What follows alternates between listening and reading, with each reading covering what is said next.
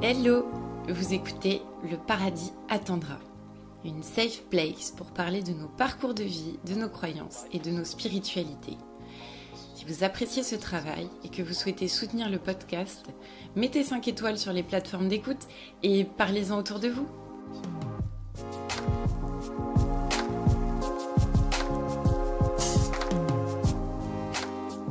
Le kintsugi, vous connaissez ? Il s'agit d'un art japonais du XVe siècle, consistant à réparer un bol ou une jarre brisée à l'aide d'une poudre d'or 9 carats. Bien loin d'être caché, les cassures sont sublimées et l'objet devient à la fois singulier, esthétique et résistant. Un savoir-faire qui nous interroge sur nos propres failles. Devons-nous les occulter ou, au contraire, les accepter et tenter de les magnifier façon kintsugi ? Elisa Lejar Giovannoni est une artiste. Elle a notamment créé les trophées que l'on remet aux champions de France de judo. Du coup, Teddy Riner en possède sans doute plusieurs dans son salon. Son art s'inspire de la philosophie zen japonaise. À travers son parcours de vie, elle nous raconte comment l'art permet de sublimer nos blessures. On va parler un peu de l'art et de l'angle spirituel dans l'art et de comment ça nous aide à avancer et tout ça. Et je voulais savoir dans quel contexte de spiritualité ou de croyance ou de perception tu as grandi avec tes parents ou ton entourage. Alors, on va parler de quelque chose qui est de l'enfance. Ah, on revient un petit peu en arrière, quelques années, voilà. Quelques années en arrière. Il se trouve que mes parents sont partis avec moi et mon frère aîné au Canada en 57. Nouvelle vie, nouvelle ville, nouveau pays, tout neuf, nouveau continent, tout beau. Mais déjà l'école anglaise, on était catholique, c'est l'école publique, on avait le prêtre qui venait tous les matins. Ah oui, d'accord. En école publique là-bas, il y avait un prêtre. Ah oui, c'est différent dans les pays. On avait donc le prêtre qui venait et le samedi, j'étais à l'école française, mais j'étais petite. Donc on parlait très peu le français, moi je parlais beaucoup l'anglais avec mon frère et puis dès que j'étais à l'école, donc ce qui correspond au CP et au CE1. Ok.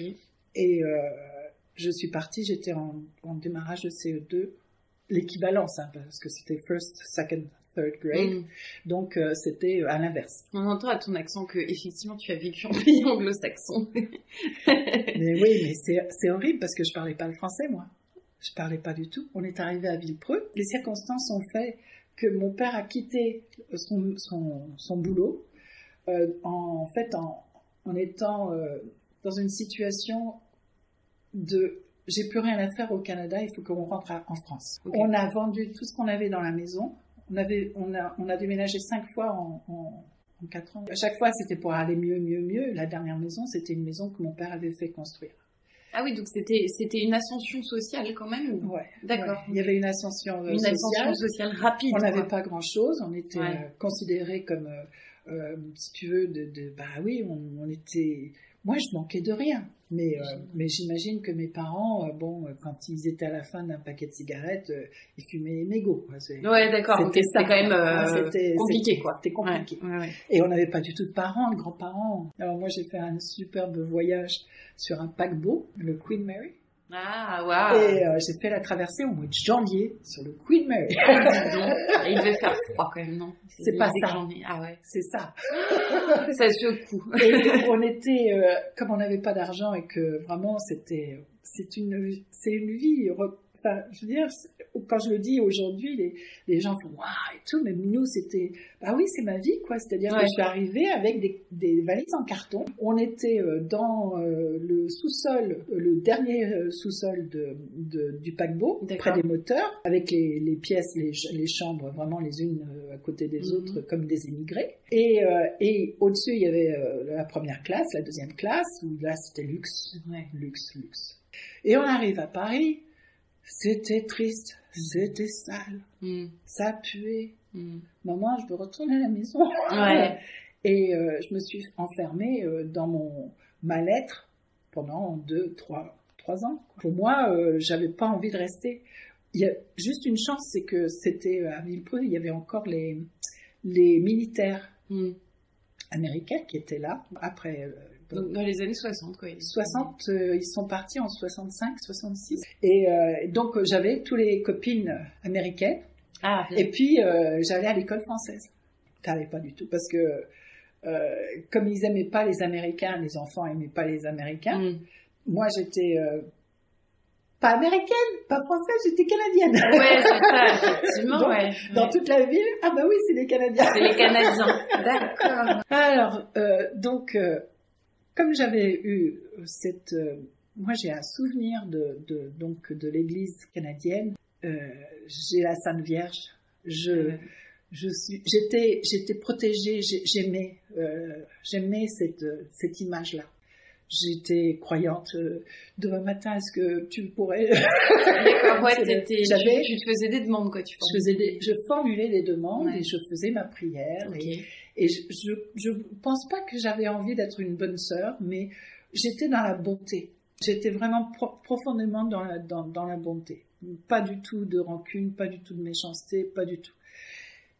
Quand je suis arrivée en France, pour m'intégrer, on m'a mise chez les Jeannettes. Et puis là, les scouts. Et la le premier accroche que j'ai eu avec un prêtre, c'est quand il a fallu faire une confession, donc au confessionnal. Et mon frère et moi, toujours mon frère aîné et moi, hein, mon petit frère était complètement, lui c'était un électron libre. On n'en parlera jamais. Il fait sa vie. Mais mon frère et moi, on était tout le temps donc dans tout ce qui était l'activité de la famille. Et donc c'est ma tante que j'apprends à connaître, qui est la sœur de mon père, à Nantes, qui il faut aller vous confessionner, ça fait combien de temps que vous n'êtes pas... Bon, c'était Pâques, elle nous met dans l'église avec le prêtre confessionnel.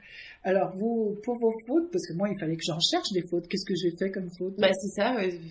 Bah, qu'est-ce que tu fais? Ouais, très grave. Jamais je désobéissais à mes parents, jamais j'étais un enfant modèle. Ouais, donc c'est compliqué de trouver du coup de quoi. Alors, qu'est-ce que j'ai raconté? Bon, bah, tu dis, il faut que je trouve, bon, bah, j'ai pas été très très gentille avec mon frère, peut-être? Voilà. Alors, vous direz 3 Notre Père et 2 Ave Maria et tout. Et moi, bêtement, avec mon frère, on dit, on peut les dire en anglais parce qu'on les connaît pas en français. Il a cru qu'on se foutait de ça. J'étais voir ma tante et on s'est fait. Mais on s'est fait. Donc, là, on s'est dit, mais qu'est-ce que c'est que ces prêtres? Ouais, en ayant juste demandé à pouvoir le faire dans une langue que on n'a rien fait de mal. Mieux, quoi, ouais. Et là, on s'est retrouvés jugés par toute la famille, par tout le truc. Oh là là. Et là, j'ai fait, moi, il y a quelque chose qui me colle pas. Ouais. C'est pas du tout ce que j'ai connu au Canada, où c'était un prêtre jeune, il y avait une sorte d'émulation. Je veux dire, on faisait les fêtes de Noël et tout, c'était dans la gaieté, c'était dans la joie. Et là, je voyais pas où était la joie et je voyais pas où était la gaieté. Donc, écoute, je vais faire les Jeannettes, je vais obéir à mes parents et tout ça, mais moi, ça y est, c'est décidé. Je crois, mais pas l'Église. Je suis spirituellement en connexion, je ne sais pas avec qui ni quoi, mais j'aime ça, et j'aime ce que j'ai dans mon cœur, et tout le reste n'a aucune importance, je fonctionne sans eux. Donc quand je me suis mariée, j'ai demandé à mon mari, mon futur mari, on va pas à l'église. Hein. Et quand on aura des enfants, on les baptise pas tout de suite, hein, on les laisse choisir. Tous les deux, ils ont choisi de se faire baptiser. Ah ouais, c'est marrant. À l'âge de 8 ans, 9 ans. Ils ont été au catéchisme, ils ont été beaucoup plus croyants et tout. Et moi, je passais pour celle qui, en fait... Qui n'était pas forcément très intéressée par l'exemple, tu comprends rien. Mais moi, je vous ai laissé la liberté. Ouais, c'est ça. Je vous ai laissé la conscience de choisir.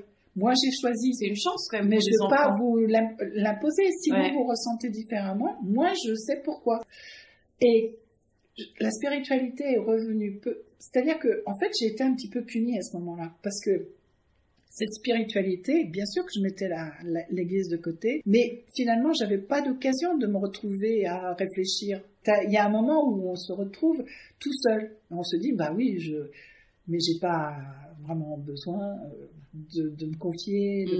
Donc, ça existe, et en fait, les choses se sont produites petit à petit où j'ai réintégré la spiritualité à partir du moment où je me suis retrouvée à pouvoir comprendre ce que je recherchais moi individuellement. Ah oui. J'avais vécu pour la famille, j'avais vécu pour une construction, pour être bien, pour la communauté. Voilà. Pour, Et tout d'un coup, dans mon atelier à Versailles, je me suis tout d'un coup laissée sentir des choses. À Versailles, c'est spécial aussi. Hein.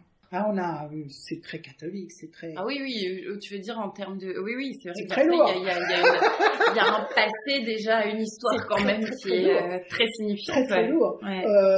Il y a déjà une chose qui est certaine, c'est que il y a beaucoup de jugements à Versailles. Oui, il y a des familles, une comme femme on dit. Comme moi qui arrive. Ouais. Qu'est-ce qu'elle fait là toute seule? D'accord, déjà. Et je le sens. Je le sens tout de suite. Je me dis, ça y est, le jugement est là. Il va falloir que je passe un petit peu de temps à convaincre ceux qui ont besoin d'être convaincus que je suis là pour de bonnes raisons. Ça a commencé par une restauration toute bête. Hein. C'est fou comme ça se propulse d'un seul coup. J'ai une sculpture comme ça qui vient de la part d'un architecte qui est en train de rénover un appartement à Versailles, qui est toute noire, de la tête aux pieds. On ne voit pas trop, on a l'impression que c'est on va dire un mendiant. Et puis, à côté de ça, j'étais en train de faire, alors ça c'est très bizarre, pourquoi je l'ai fait en même temps, je n'en sais pas, je ne pourrais pas l'expliquer. J'étais en train de faire une femme, haute comme ça. Donc à peu près 1 mètre. Ouais. Et j'ai eu envie de faire Jésus. Ah tiens. Le premier Jésus que je fais, il est tout nu dans les bras il est à part de la Sainte Vierge et il est tout nu avec un bébé Jésus quoi. Enfin, un bébé, oui, un bébé, un nouveau-né. Un nouveau-né. J'ai cette sculpture noire. Et puis je commence à nettoyer. Et puis je vois des pieds. Mais c'est pas des pieds, c'est des sabots. Oh, puis ça c'est des cornes. Ah mais c'est le diable. Alors, en fait, j'avais des gens qui rentraient dans mon atelier, et puis, ils disaient, qu'est-ce que vous êtes en train ça, c'est la Vierge. C'est le diable. Je dis, vous inquiétez pas, la Vierge est là, elle me protège. C'était bizarre parce que, vraiment, ça pesait sur moi en me disant, mais pourquoi ils sont là tous les deux? C'était vraiment, tout d'un coup, il y a eu un déclic en moi. D'accord. Il y a eu un déclic, je me suis sentie protégée par la Vierge. C'était comme une protection. Cette Marie, elle était vraiment lumineuse. Elle m'a suivie, elle a été tout le temps présente. Elle était là, tranquille. Mais quand j'avais quelque chose où j'étais angoissée, j'avais l'impression que je pouvais m'adresser à quelqu'un qui était là avec moi. Du fait que j'ai gardé cette Vierge dans mon atelier, mais discrète, hein, elle n'était pas là. Oui, mais elle était présente, elle était à l'étage d'ailleurs. Elle était même pas... Et j'ai eu beaucoup de sculptures religieuses. Okay. Mais pas que catholiques. J'ai eu du Bouddha, j'ai eu plein de... Quand tu dis que t'as eu, c'est que t'as créé. Non, j'ai restauré. Ah, t'as restauré. J'ai restauré. Okay. Chaque fois, on venait... Avec des sculptures. Des sculptures à rénover. Alors, par exemple... à Christ sur la croix, j'ai eu le prêtre qui est venu et qui m'a dit, est-ce que vous pouvez, parce que toute la surface du Christ était en craquelé, c'était en gomme laque, et donc j'ai travaillé sur le Christ pour le rénover. Donc j'ai des lettres de prêtres, de personnes qui me remercient parce que j'ai remis en état. Mais pas simplement une surface, mais aussi une connexion. Un symbole aussi, une présentation. Une petite vierge qui est venue, c'était le papa et la fille qui venaient en me disant « J'ai cassé ça malheureusement, une petite vierge en porcelaine.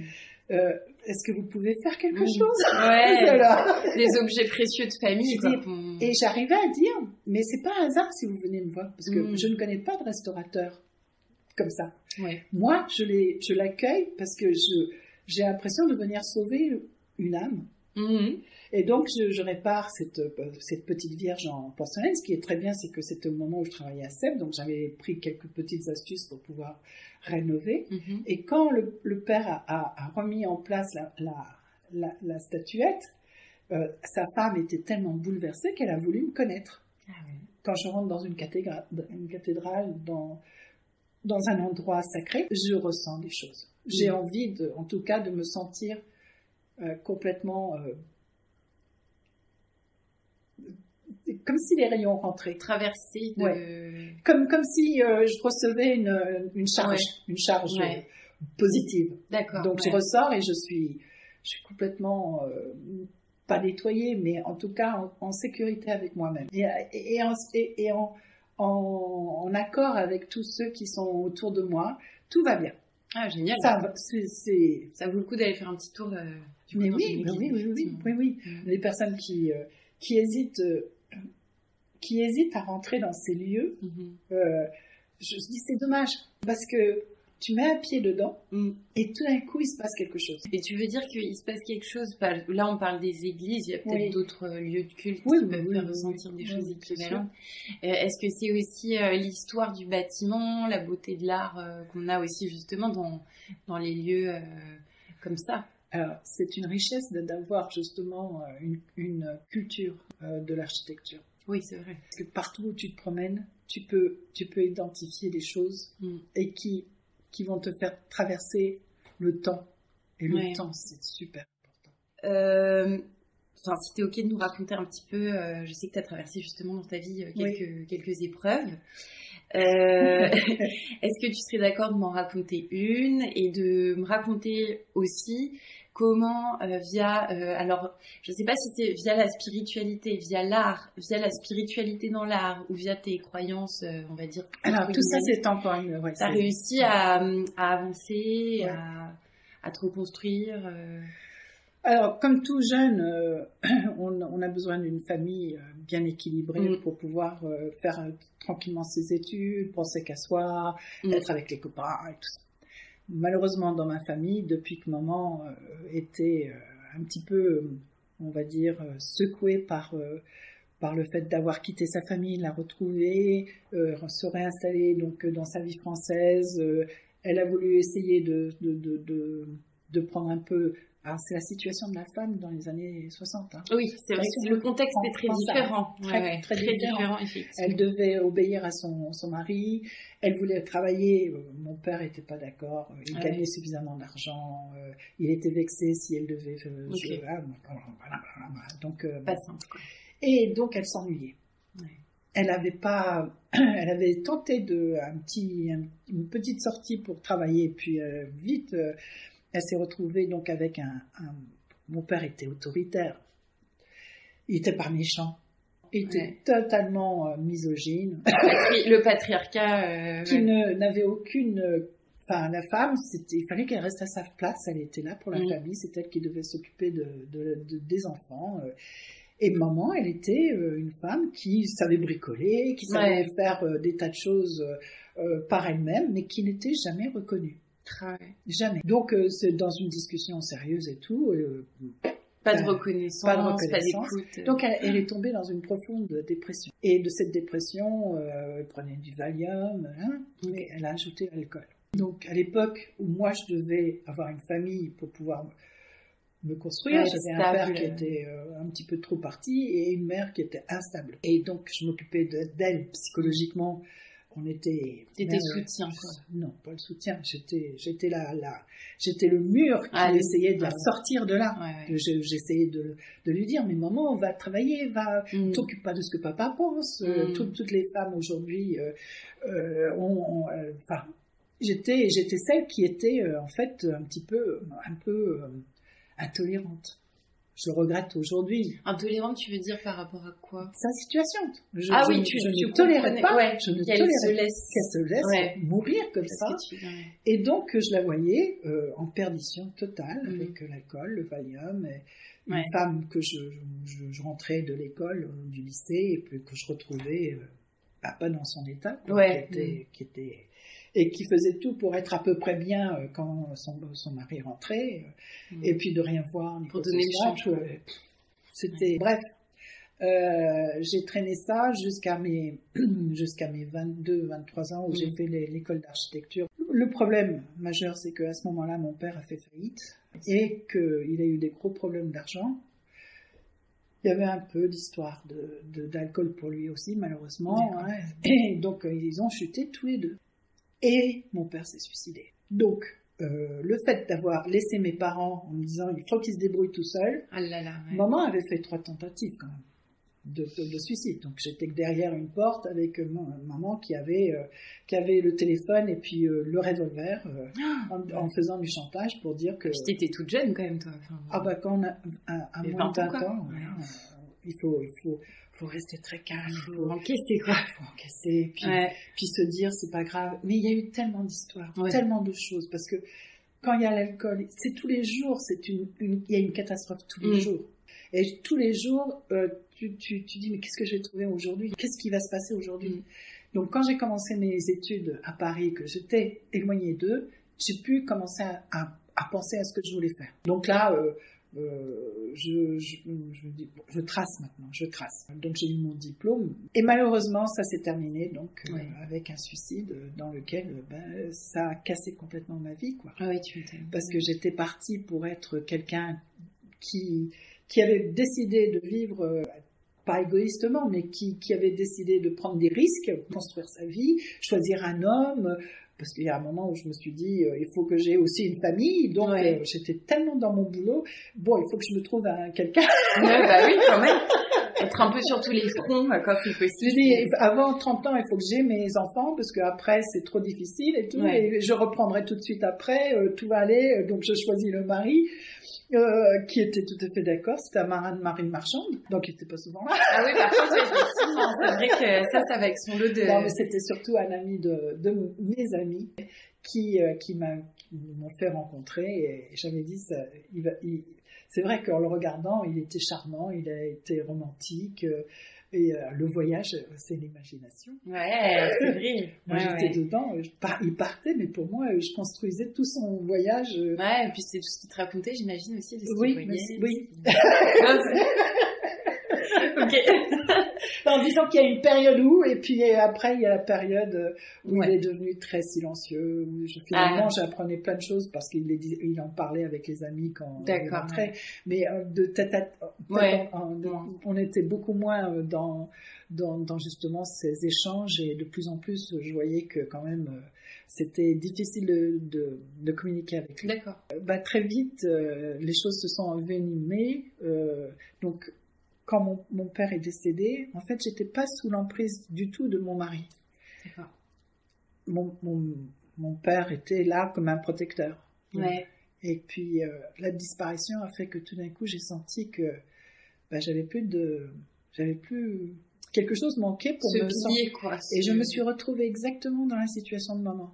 C'est-à-dire que j'étais avec un misogyne qui considérait que il gagnait de l'argent et que je devais en priorité m'occuper des enfants. Et comme j'avais pas le caractère, je me sentais pas forte à ce moment-là, j'ai repris le modèle de ma mère. Ah ouais, c'est fou. Et je me suis dit, au lieu de gaspiller toute mon énergie à essayer de retravailler et de pas m'occuper de mes enfants que j'ai voulu, vraiment je suis devenue, j'ai fait de la spasmophilie. Des crises d'angoisse un peu, c'est ça. Des crises d'angoisse énormes. Et je me sentais, je voulais travailler, je me sentais pas bien dans cette femme qui n'avait pas d'activité. J'avais mon agence, quand même. J'avais mon agence. Donc tu travaillais quand même. Mais je l'avais. Elle était en pause. Elle était en pause puisque j'étais enceinte de ma fille et que j'avais mis entre parenthèses mon agence avec l'architecte en disant je reviens dans pas longtemps. D'accord. J'étais enceinte de 4 mois quand mon père s'est suicidé. Donc, il fallait que je tienne le coup parce que je pensais à mon bébé. Ouais. Donc, j'ai refoulé toute la peine, l'horreur. C'est horrible, quelqu'un qui se suicide. En plus de ça, ce qui est bien, c'est que maman, à ce moment-là, a eu un choc. Mais un petit peu avant, c'est un peu compliqué, mais juste, elle avait arrêté de boire. Donc, elle était en pleine conscience. C'était déjà ça, quoi. Elle perd son mari, elle perd tous ses repères, puisque elle avait plus d'argent, elle avait plus rien. Et puis d'autant que tu disais qu'elle était relativement dépendante de lui, parce que c'était misogyne. Je me suis dit, puisque je n'ai plus l'enveloppe protectrice, je vais m'occuper de mes enfants et de maman. On verra plus tard. C'est-à-dire, en fait, je vais m'occuper de ma fille et de maman, et je recommencerai. Et en fait, au moment où j'ai voulu recommencer, j'étais enceinte de mon garçon. Et donc, du coup, j'ai dit, on va reporter encore. Mais là, je suis tombée dans la spasmophilie. Ah oui. Mais j'étais complètement, c'est fou, hein, ça. ça a généré chez moi une incapacité à sortir, à répondre au téléphone. Ah oui, d'accord, des angoisses mais qui me paralysaient, où j'étais, comme si je perdais tout le sang de mon corps, et je tétanisais pas, hein, parce que et je me suis dit, mais c'est pas possible, je peux pas vivre comme ça. C'est vrai que c'est pas une vie. C'est pas une vie. Que tout fasse peur tout le temps. Surtout que j'étais la plupart du temps toute seule avec mes 2 enfants. Donc, oui, en plus, donc ça allait mieux quand il arrivait, quand il revenait de ses voyages. Bon, c'était pas facile, mais j'avais beaucoup de problèmes de santé, donc ça se voyait un peu dans mon aspect. Je ne me connaissais pas comme ça avant, donc ça l'a angoissé aussi de me voir comme ça. J'ai pris à un moment donné, je faisais c'est de l'eczéma.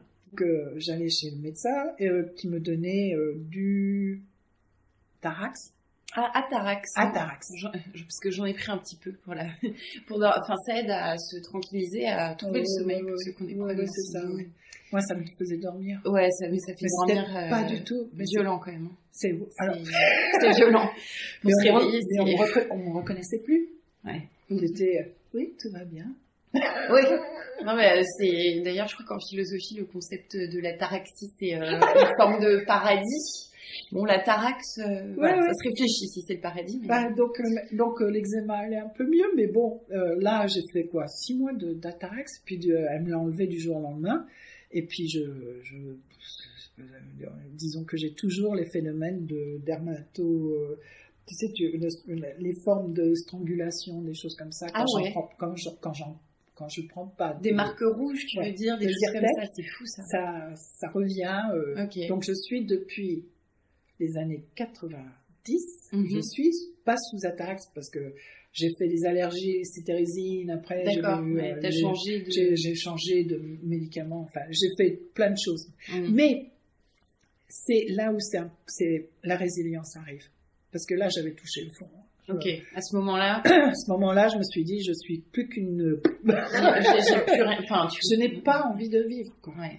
Donc, je me suis dit, bon, alors, il y a des choses à faire, on va chercher. Donc, c'est là où j'avais fait une préparation à l'accouchement par la sophrologie. C'est une façon de décomposer ton état. De celui qui... on rentre en méditation, finalement. C'est une méditation. On va effectivement se focaliser sur le souffle pour l'utiliser, pour le répandre dans son corps. C'est-à-dire que visuellement, il faut que tu passes étape... Mais c'est vraiment une grosse concentration. Plus que la méditation, c'est une concentration où tu dois arriver à prendre ton souffle et tu l'envoies au bout de tes orteils. Ah oui, et ça traverse le corps. Petit à petit, tu fais de la visualisation, de remonter petit à petit, et là, tu prends conscience de chaque partie de ton corps. Je me suis rendu compte que je ne savais pas faire des échanges gazeux dans mon corps. Tu as entendu comment j'ai parlé? Dans mon corps. Je n'ai pas su. Non, mais je fais parce que je ne savais plus expirer. Ouais. Tu savais plus respirer. Et je ne savais plus inspirer. Ouais. Tout ça. Le plexus. Bloqué, complètement. Diaphragme, plexus, tout. J'ai fait des cours par correspondance de sophrologie. Oh, impeccable. J'ai appris des tas de trucs, j'étais intéressée par l'hypnose, machin et tout, jusqu'au moment où je me suis dit, l'hypnose, c'est pas terrible quand même. Ah ouais, d'accord. À l'époque, c'était la première fois où on parlait quand même de sophrologie. Oui, parce que on parle donc là des années 80. Oui, 80, 90. Oui, c'était vraiment tout c'est le début, ces concepts-là. Quand je suis rentrée dans le domaine de l'hypnose, là, on était vraiment trop au début de l'hypnose. D'accord. Ouais. Parce que on faisait rentrer dans ce cercle que j'arrivais très bien à faire de l'auto-hypnose. Donc, mais à l'époque, je me disais, mais attends, moi qui suis dans mon imaginaire. Ouais. À quel moment est-ce que j'en ressors? Oui, c'est ça, de pas non plus partir trop loin. Parce que moi, de temps en temps, je pouvais très bien passer une journée où j'avais l'impression d'être dans une dimension pas du tout. Tu veux dire, tu rentrais dans ta tête? Je n'étais pas en connexion avec quoi que ce soit. Ouais. J'avais l'impression de flotter toute la journée. Ah ouais. Par exemple, je suis invitée un samedi à déjeuner chez la fille de mes voisins qui m'ont employée par la suite, qui habite à Villepreux, donc un endroit que je connaissais très bien des années avant. Ouais. Bon, donc j'arrive dans un endroit où finalement tous mes souvenirs sont remontés.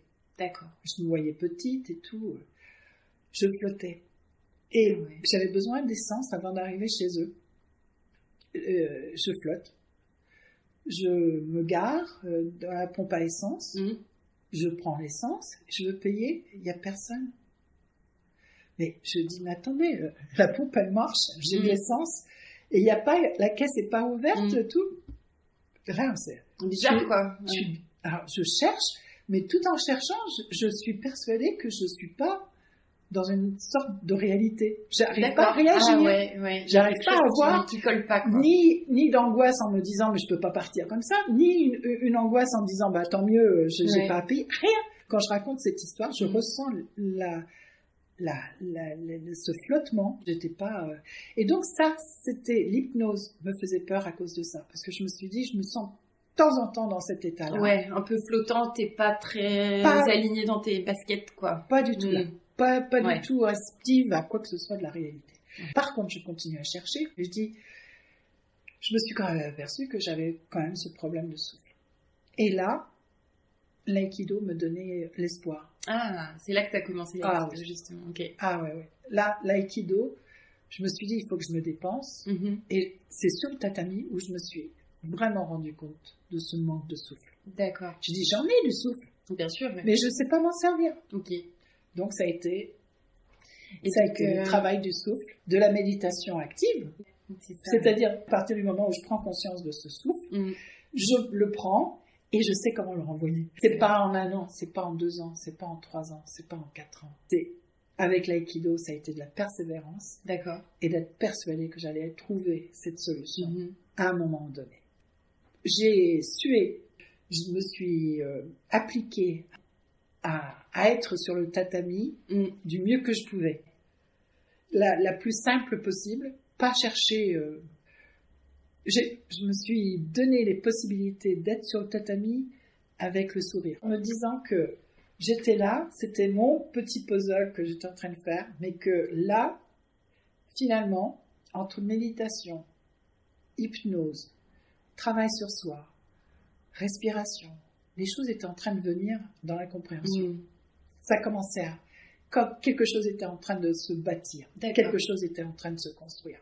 Ah, génial. Et de plus en plus, j'ai pris un peu de force, mais c'est pas de la force musculaire, c'est la force dans la confiance en soi. La confiance dans le fait de prendre de bonnes décisions, de savoir qui peut comprendre dans ton espace et qui va t'apporter un échange, qui va te donner ton estime de toi, Et là, je me suis effectivement rendu compte que petit à petit, que je prenais beaucoup de force et que mon mari devenait ridiculement... plus faible, du coup, en face. Il jouait le faible.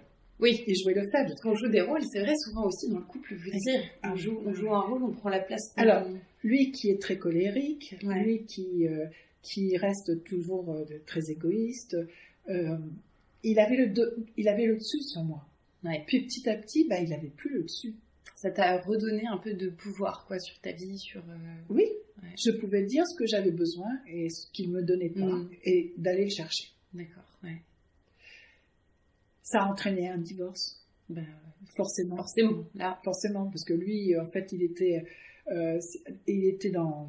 il voulait pas accepter. Pour lui, l'aïkido, c'était une secte. Les artistes, c'était des feignants. Oui, donc effectivement, tu faisais tout ce qui ne correspondait pas à ce que... pas du tout. Ouais. Mais alors, pas du tout l'image.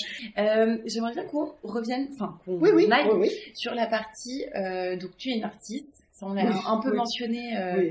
Mais j'aimerais bien qu'on parle du lien que tu fais entre ton art, justement,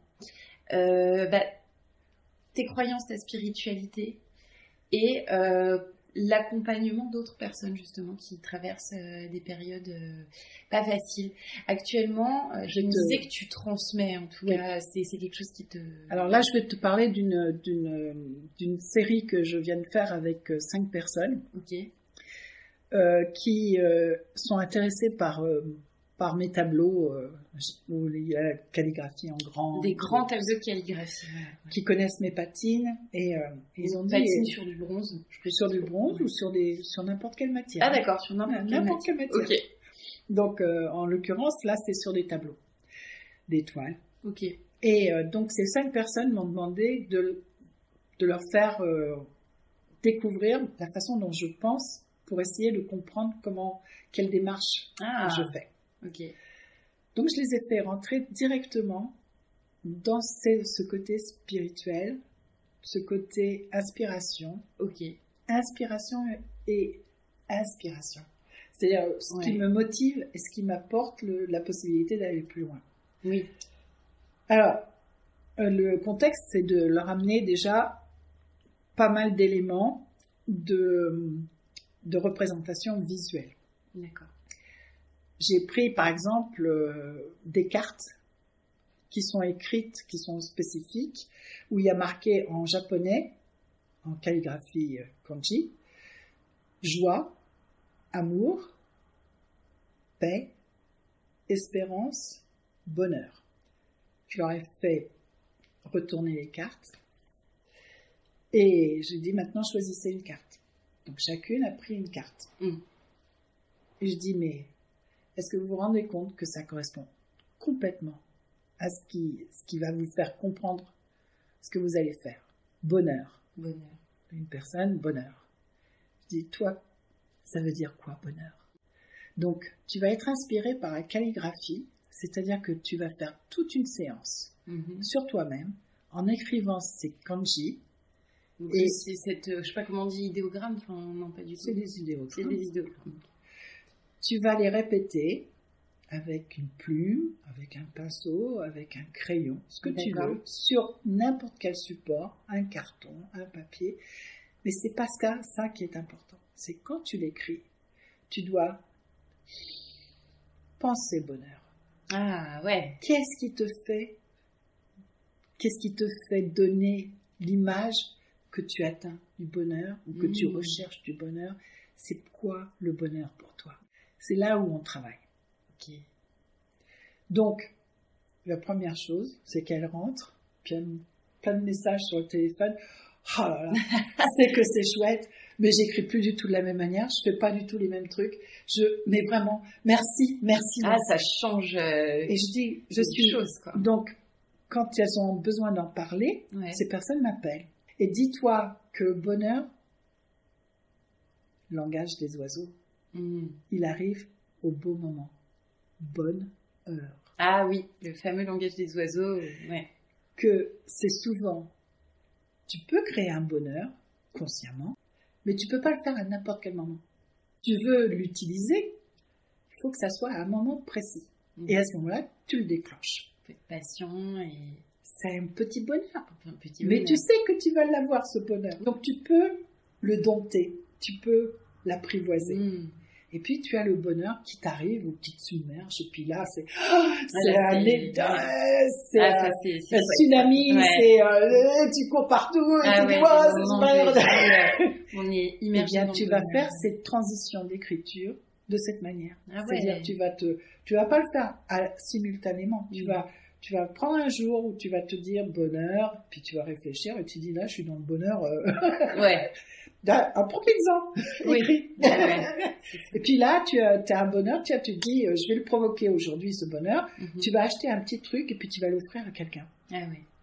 Tu l'as provoqué, tu l'as dompté, tu l'as maîtrisé, tu l'attends, et tu vois la personne c'est elle qui a le bonheur, mais tu le ressens en temps. C'est vrai, offrir à quelqu'un, c'est un... Donc là, tu écris, tu regardes. Et puis tu vas comparer à chaque fois tes écritures. Je veux voir une série.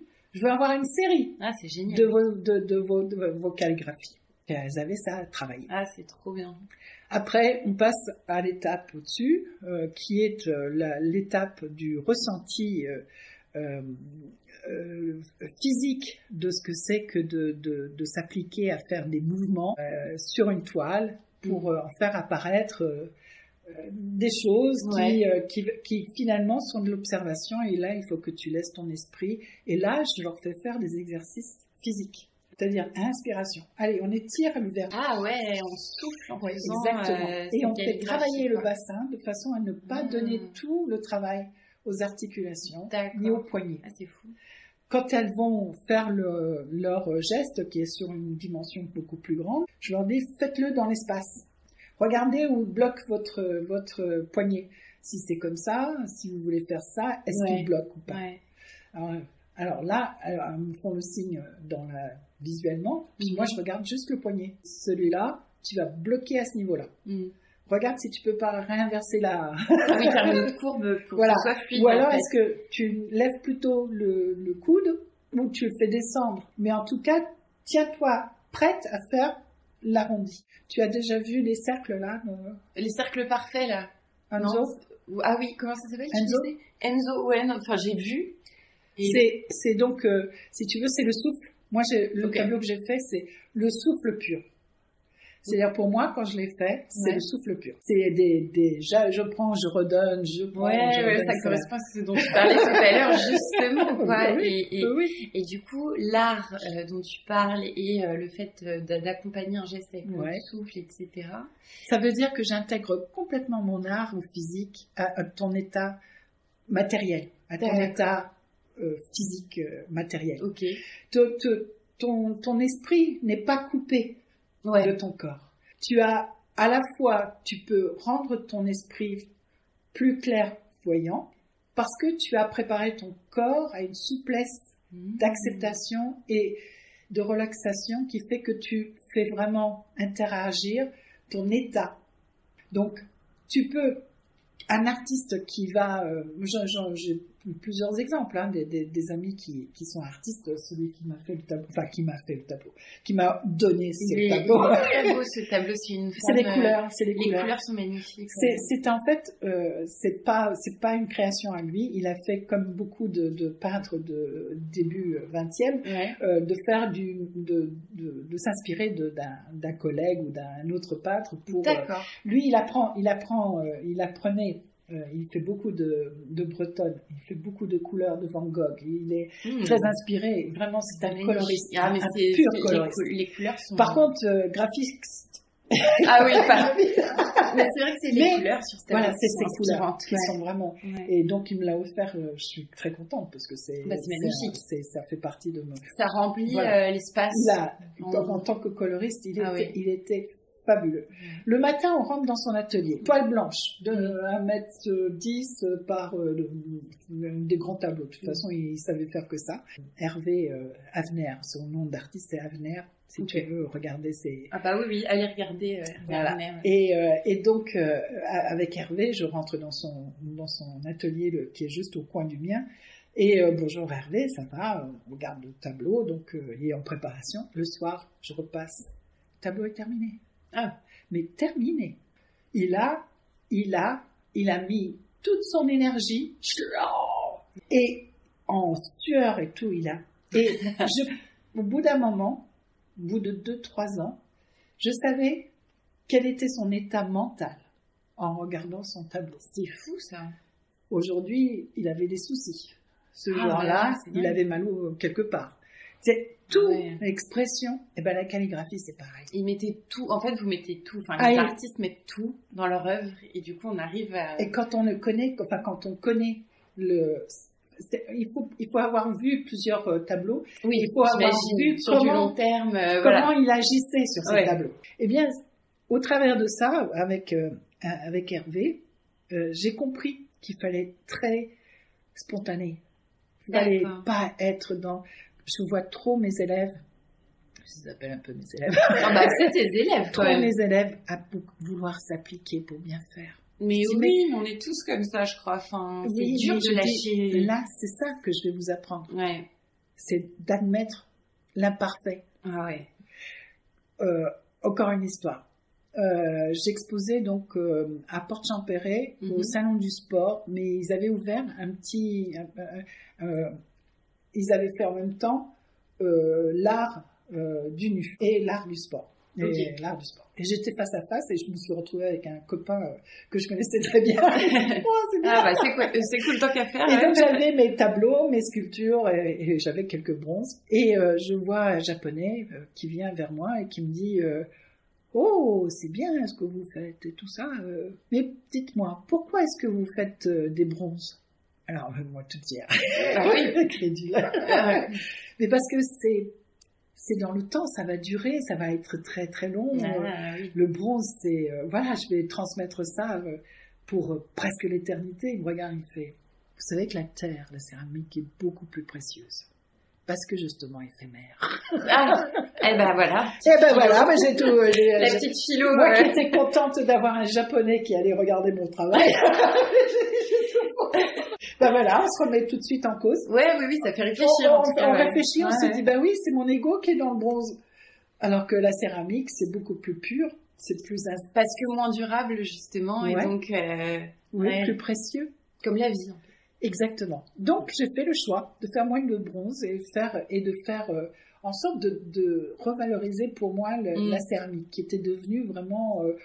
c'était le matériau de base. Pour moi, c'était la terre, mais il fallait pas que ça reste à ça. Et maintenant, je dis, moi, comme tout le monde, kintsugi, tout ça, oui, parce que c'est de la céramique. On veut garder quelque chose.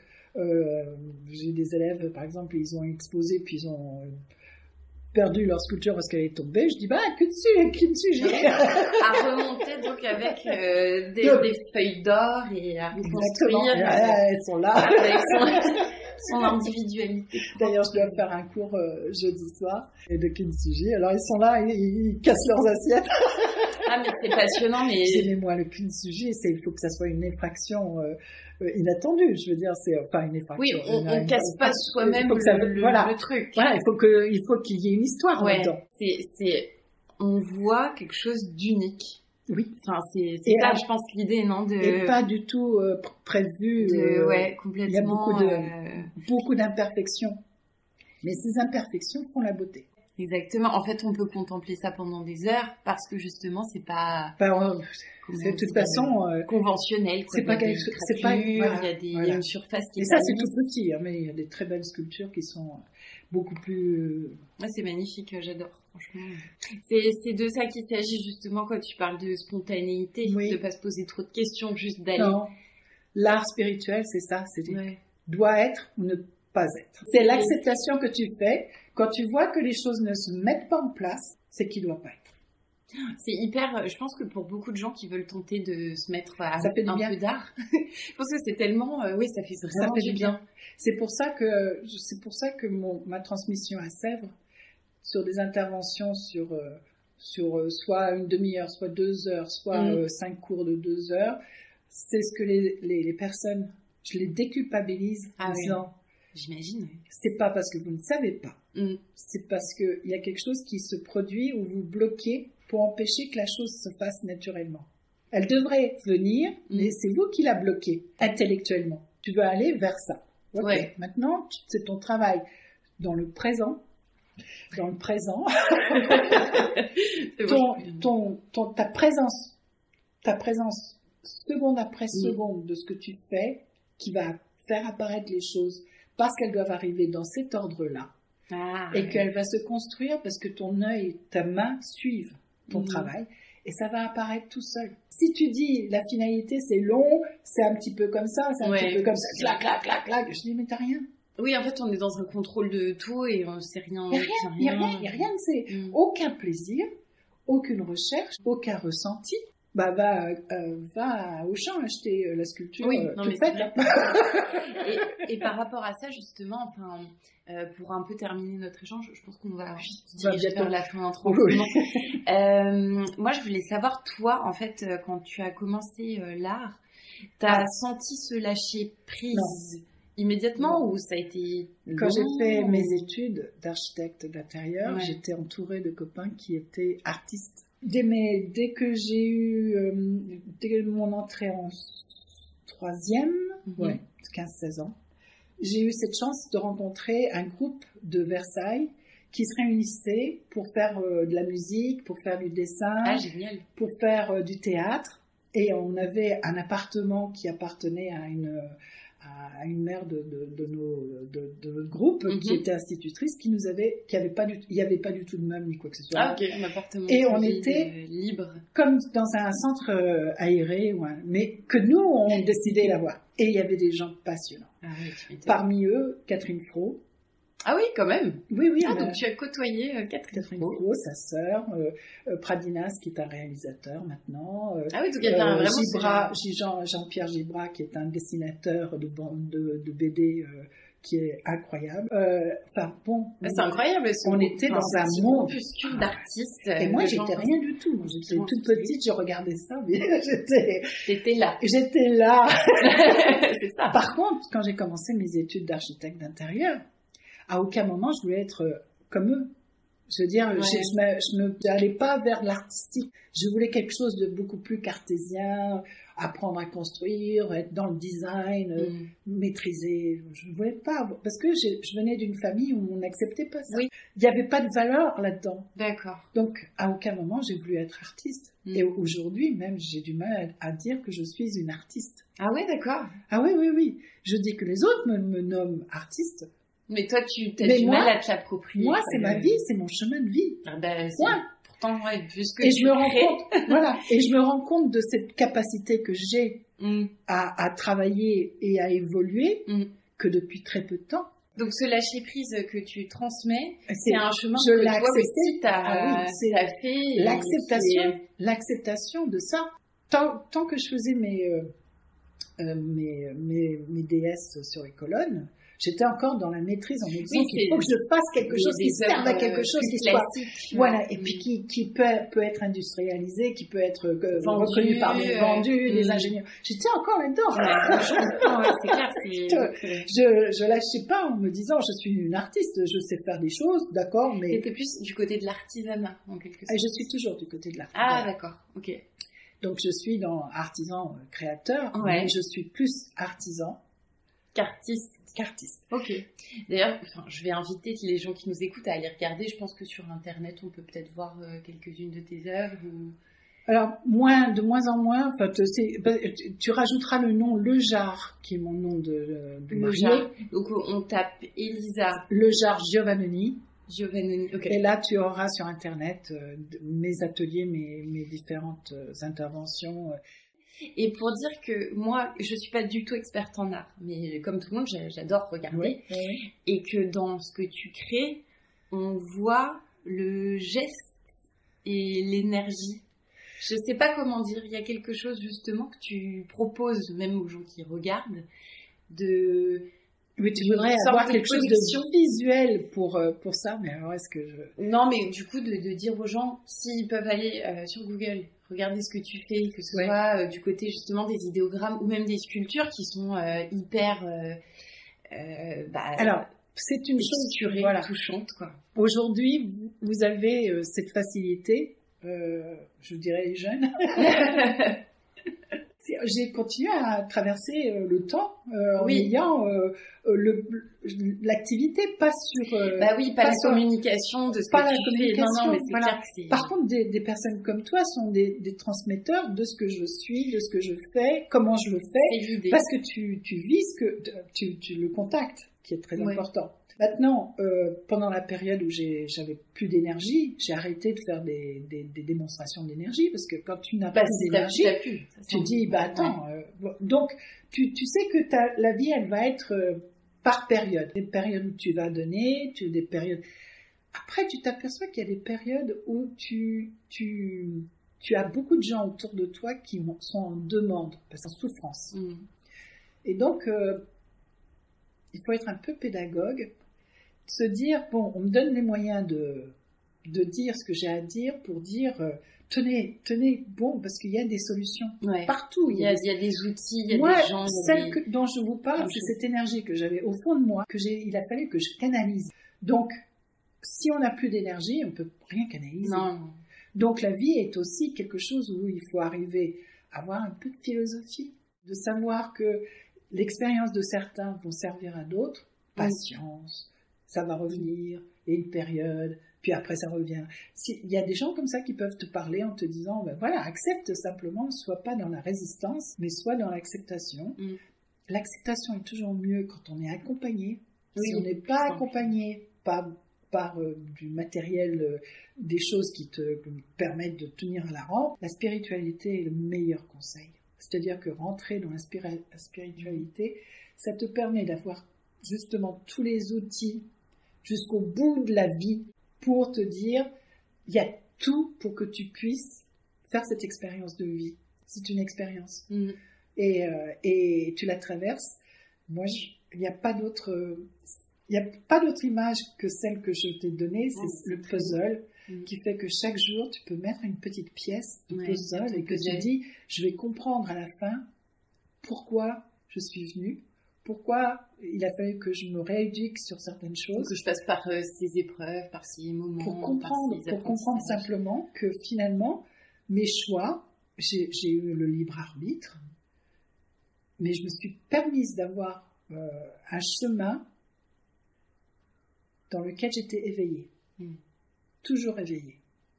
Donc par éveillée, tu veux dire éveillée. En conscience. Conscience. D'accord. C'est-à-dire de sentir vraiment la souffrance, mais de sentir aussi que la vie était plus forte et que il faut y aller, quoi. Ouais, il faut y aller. Aussi par spiritualité, moi c'est ça qui m'intéresse aussi dans le podcast, c'est que ça peut signifier évidemment des croyances, des religions, mais ça signifie aussi des expérimentations qui soient corporelles. Ça veut dire aussi des introspections personnelles, de passer du temps à se demander où est-ce qu'on est, où est-ce qu'on veut aller, et c'est tout ça en fait qui construit un parcours de vie riche dans le sens. Oui. Surtout pas avoir peur. Le courage, c'est quelque chose qui manque à beaucoup de personnes. Le courage, c'est d'affronter des inconnus. Oui. C'est de tenter aussi des choses où on sait que peut-être on va rater. Beaucoup de choses se font parce que tu oses pas aller voir le voisin d'à côté. Beaucoup de choses font que tu vas pas passer un examen parce que tu as peur de l'échec. Beaucoup de choses. Le courage, c'est celui de se dire, de toute façon, il faut y aller. Oui, même si on ne sait pas quel sera le résultat ou quel sera l'aboutissement. Faut y aller. Il faut se dire que le courage, c'est quelque chose qu'on doit se donner comme cadeau pour pouvoir traverser tout ça. C'est très beau en tout cas ce que tu dis. Je pense qu'on va s'arrêter sur cette jolie phrase complète qui parle de courage et qui nous invite tous à aller expérimenter. Moi, ça me donne bien envie en tout cas d'aller faire un peu d'art. Que ça soit de la musique, que ça soit de l'art artistique, de toutes les formes. Il faut, franchement, c'est ta richesse, c'est de pouvoir explorer. Ouais, on a cette chance aussi. Tout ce que la sensibilité peut recevoir. Sensibilité, c'est autre chose que d'être simplement celui qui subit, c'est celui qui ressent, c'est la beauté, tout ça, c'est toi qui... C'est un peu notre cadeau en tant qu'être humain aussi. C'est tellement magnifique. Magnifique. En tout cas, Elisa, je voulais vraiment te remercier pour ton temps et pour tout ce que tu nous as raconté. Je pense que ça va parler à beaucoup de gens et que ça va être très utile. Donc vraiment merci. Et puis moi, je vous laisse pour cet épisode et on se dit à très bientôt. À très bientôt.